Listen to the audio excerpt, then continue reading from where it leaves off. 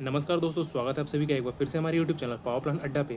तो आज हम बात करेंगे जो Chhattisgarh bowler attendant first class और सेकंड क्लास के लिए एग्ज़ाम का नोटिफिकेशन आया है उसके बारे में, और देखेंगे कि फॉर्म कैसे फिल करना है और फॉर्म का लास्ट डेट कब है। ओके, तो डिटेल्स में समझेंगे इन सब चीज़ों के बारे में। तो बिना किसी देर के चलिए वीडियो को स्टार्ट करते हैं।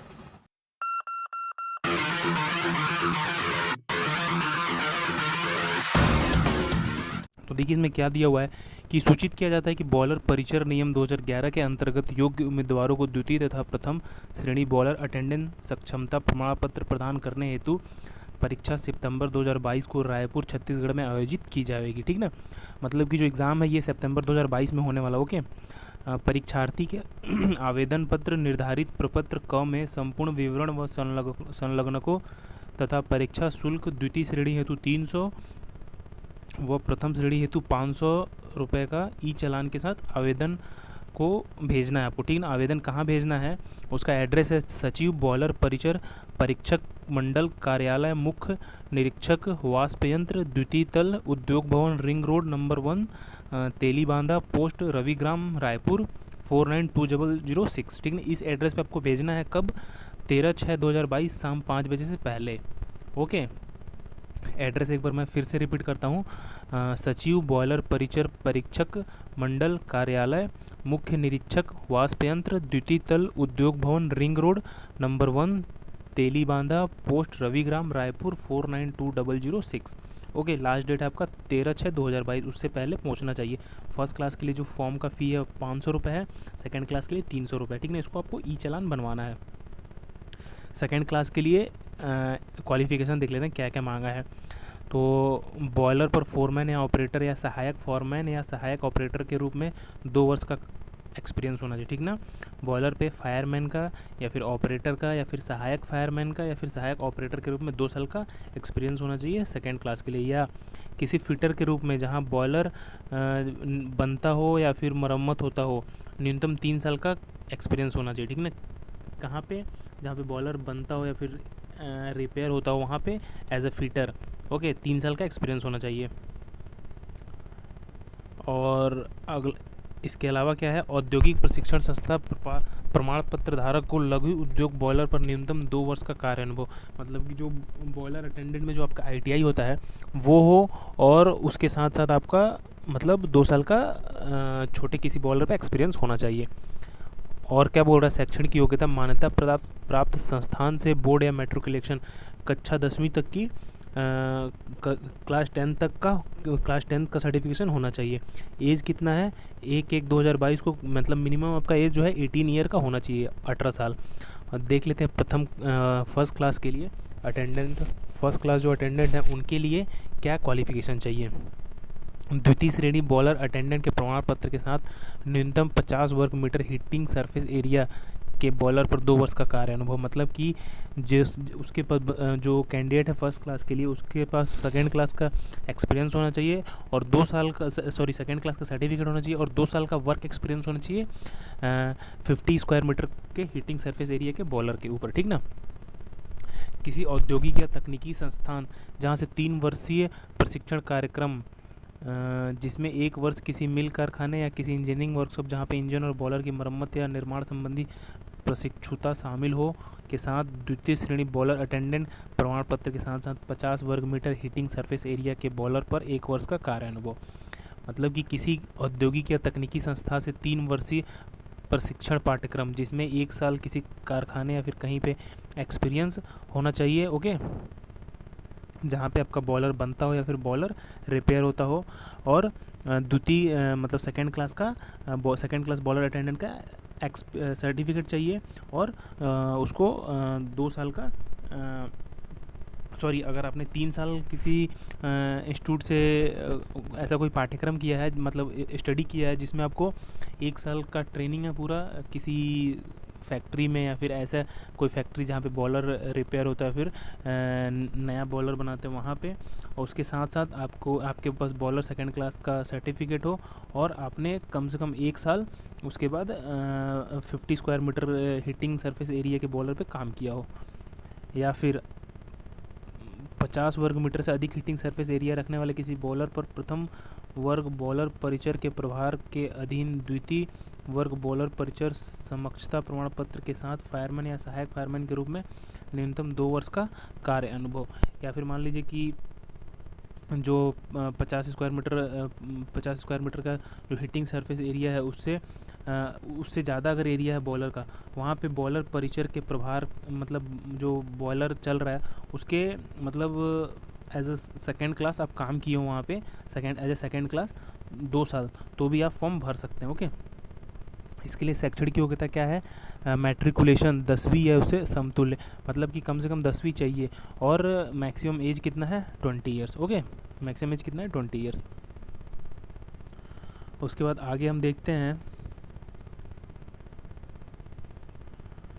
कैसे फॉर्म फिल करना है। इसमें एक और है जो आपको चालान बनवाना था, वो चालान बनवाने के लिए आपको ये जो वेबसाइट दिख रही है ecosonline.cg.nic.in पे आपको चालान बनवाना है, ठीक ना।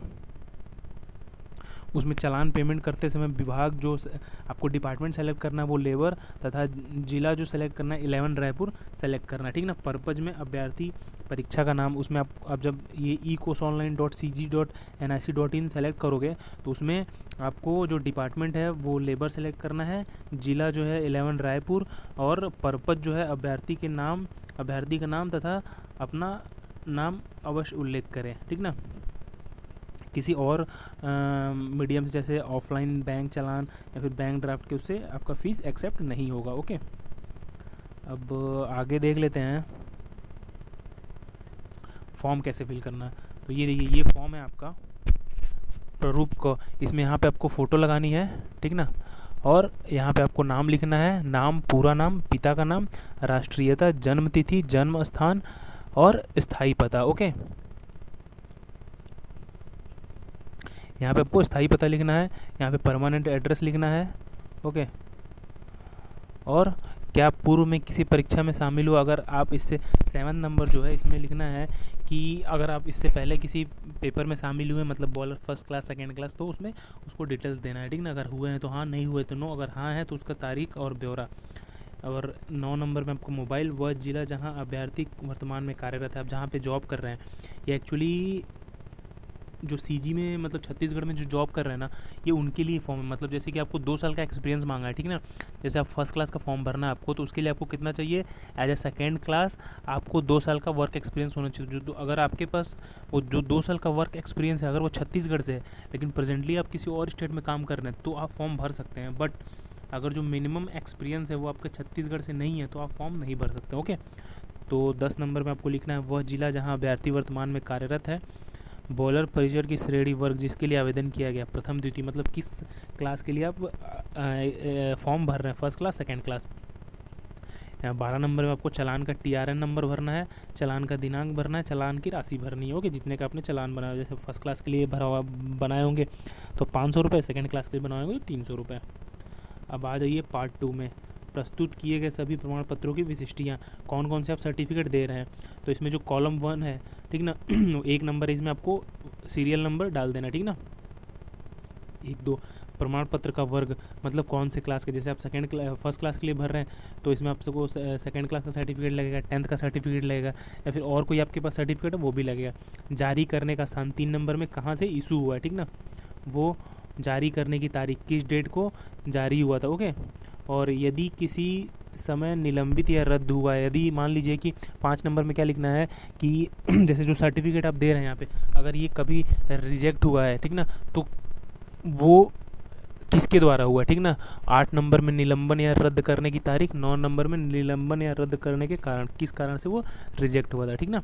तो ये हो गया भाग 2। भाग 3 में आते हैं, शंसा पत्रों की सूची और सेवा का विवरण। तो इसमें क्या लिखना है? शंसा पत्रों की संख्या, 1 नंबर में आपको सीरियल नंबर लिख देना है, 1 2 शंसा पत्रों की तारीख, मतलब जो एक्सपीरियंस लेटर वगैरह आप लगाओगे वो इसमें लिखना है।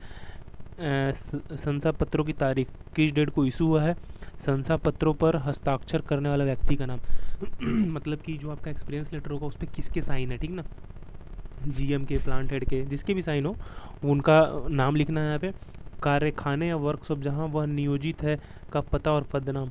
4 नंबर में आपको जहाँ पे आप जॉब कर रहे हैं, जो आपकी फैक्ट्री है उसका एड्रेस और आपका डेजिग्नेशन, मतलब किस पोस्ट पे आप काम कर रहे हैं, ठीक ना। कार्यरत बॉयलरों की संख्या, प्रकार और उष्मित सतह। 5 नंबर में आपको क्या लिखना है, बॉयलर किस टाइप का, जैसे फायर ट्यूब है, वाटर ट्यूब है, और उसका हीटिंग सरफेस एरिया कितना है। ओके, ये लिखना है। क्षमता जहां वह नियोजित है, कितने टन का बॉयलर है, ठीक ना। 6 नंबर में 7 और 8 में क्या है, आवेदन की सेवा। 7 मतलब कि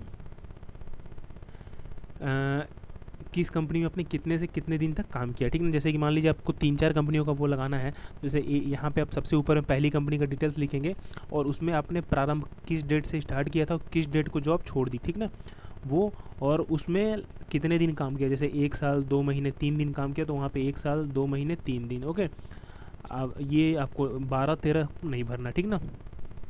ऐसे आपने जितनी भी कंपनी में काम किया है इधर 1-2 सीरियल नंबर डाल के आपको लिख देना है इसमें। ओके, और नीचे आपको इधर दिया हुआ कुल सेवा, मतलब टोटल कितना एक्सपीरियंस है आपको, सेवा की अवधि जिसके लिए प्रमाण पत्र प्रस्तुत किए गए हैं। और यहाँ पे आपको उसके नीचे लिखना है कि जितने एक्सपीरियंस के लिए आपने सर्टिफिकेट दिया है, जैसे कि मान लीजिए आपके पास 4 साल का एक्सपीरियंस है, बट आपके पास 4 साल में से केवल 3 साल का ही एक्सपीरियंस सर्टिफिकेट है, तो वहाँ पे आप लिख देंगे 3 साल। सेवा की अवधि जिसके लिए प्रमाण पत्र प्रस्तुत नहीं किया गया, यहाँ पे आप 1 साल लिख देंगे। क्यों, क्योंकि आपके पास टोटल 4 साल का वर्क एक्सपीरियंस है। ओके, बट जिसमें से आपके पास 3 साल का जो वर्क एक्सपीरियंस है उसका सर्टिफिकेट भी है, और 1 साल जो आपके पास वर्क एक्सपीरियंस है उसका सर्टिफिकेट आपके पास नहीं है।